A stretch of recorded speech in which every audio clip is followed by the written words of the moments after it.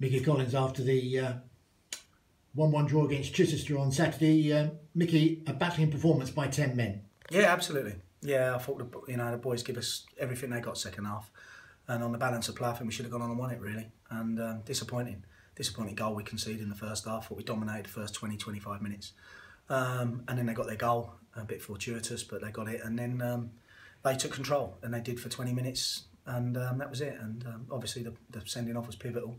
But you can either fold or you react. And do you know what? We set up a certain way to play second half. The boys have done it absolutely on point for me, and come out and delivered and deserved the point. Totally deserved it. And even their guys said, you know what, you should have won.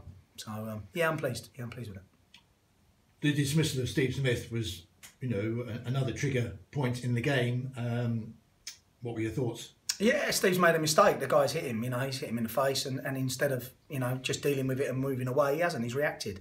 And unfortunately, the ref's seen the second one, not the first one. So he can only give what he's seen, and he's gone. And you know what, it's not even the game. We've managed to get the point and not lose the game, but now we're losing for 3 games. So that's disappointing. So he knows, he's a big boy. He knows he's made a mistake there, and as I said to him, you've got plenty of time in the game to go and win a tackle or do something, but you haven't got to react that quickly, you don't need to.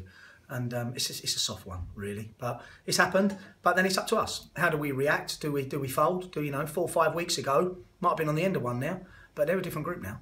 Led by Freeman, we're a different group. They've got a lot of steel in now, and there's a lot of ability as well. And I thought we dominated the game second half, and yeah, really pleased. And having gone down a man short, what was the rejigging of things in the dressing room at half time? You just got to play a formation and be patient, and then you've got to sit in and have a shape that's comfortable, and you know it. And you know what, I've managed enough games now to see it, and enough games with 10 men, and we've had one this year with 9, and we come out of it with a point. So you just got to understand it. As long as the guys don't get carried away and they don't get stretched, and then your goalie goes and pulls out an amazing save second half for us, and we'd be disappointed with the goal he's conceded first half. And but listen, he's come and dug us out with that one. So it's swings and roundabouts, but at the end of the day, the boys have done what I asked of them, and they delivered it to the letter. And we said we'd get a chance, and we had more than one, we had 3 or 4.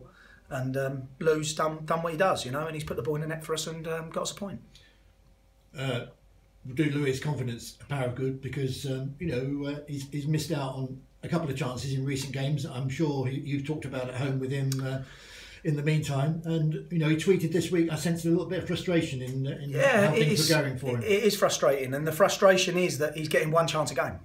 That's it. We're not creating loads for him, so he's not getting 3 one-on-ones, 4 chances. You watch the Premier League and you watch the top strikers; they get 3-4 chances a game. They score 1. They're in the limelight, and unfortunately for him, the way we've been playing, we're not been good enough to get him that many chances. He had 1 chance last week, a one-on-one on his left foot, and it bobbles at Herne Bay.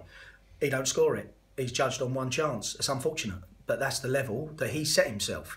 But if he'd have had 3 chances on Saturday and only missed the 1, you go, oh, come on, you've got to do better. He's had 1 chance today, 1 proper chance apart from the head of first half, which was an amazing leap. He's put it away. So when you look at the stats that he provides, top player in the club with assists, top goal scorer by a mile, probably one of the top goal scorers in the league, he don't do bad in a side that we've struggled with. And that's his frustration, because he wants us to win and he wants us to do well. And I'm pleased for him today. He's put in a performance up there on his own for 45 minutes, run his socks off and got what he deserved. And the boys are proud of him, and they're all chuffed that he's gone and got himself a goal. And he's a target as well, because not only does he have 1 player marking him on occasions, but 2 or 3. So that is proof of how dangerous the opposition feel he is as a player. Listen, they know the level the boy should be at. Everyone knows it, and it will happen, and he will go off to where he needs to go at some point. So yeah, he's not going to find it easy. He's not going to rock up somewhere and one man's marking him and he can slip him, go in and score. It's not going to happen. You see it every time he gets the ball and he ends up in a wider position, there's 2-3 men around him. They're not going to let him do it. So he has no opportunity to do that. He has to dump it off and then get himself in the box. But he deals with it well. He's a level-headed kid, and he gets frustrated at times because it's tough. And it is tough for him. He's up there on his own for 45 minutes, giving everything he can for us and for his dad. So, and fair play, he's delivered it, and he's been patient, and he's got his goal. Now we just got to learn how we're going to get the ball to him. Bobby Dunn coming in there is a great asset. Young kid, 18, very, very good footballer. As soon as he learns, move the ball a bit quicker, he'll get Lou in many, many times, and it'll benefit us as a group.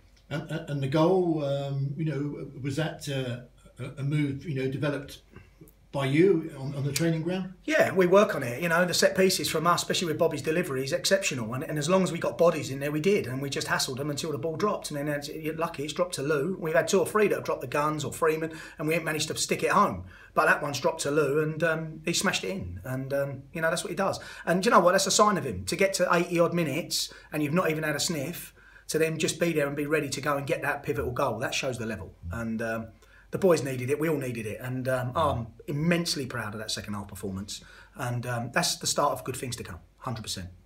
And it carries you into a 2-week break now, so, you know, the confidence as the boys go away tonight, you know, you've just got to grab onto it for a little bit longer than most. Yeah, and, you know, we're working hard to try and bring people in to strengthen again, which we will, and there'll be 2 or 3 that will come in, hopefully, that we'll manage to do in the next week, 2 weeks. And then we'll take it from there. I'm off to Spain Thursday for 6 days, which is nice. I can get a break in the season, which is lovely. And then we'll come back and focus on Faversham at home and see if we can just keep this, you know, the performance we put in today for 90 minutes. And if we keep our heads and we play for 90 minutes the way we have today, we'll get points. And that's the most important thing, for us to climb the table, be safe, and just build a strong squad. That's it. Well done, Micky. Good point today. Cheers, Andrew. Lovely.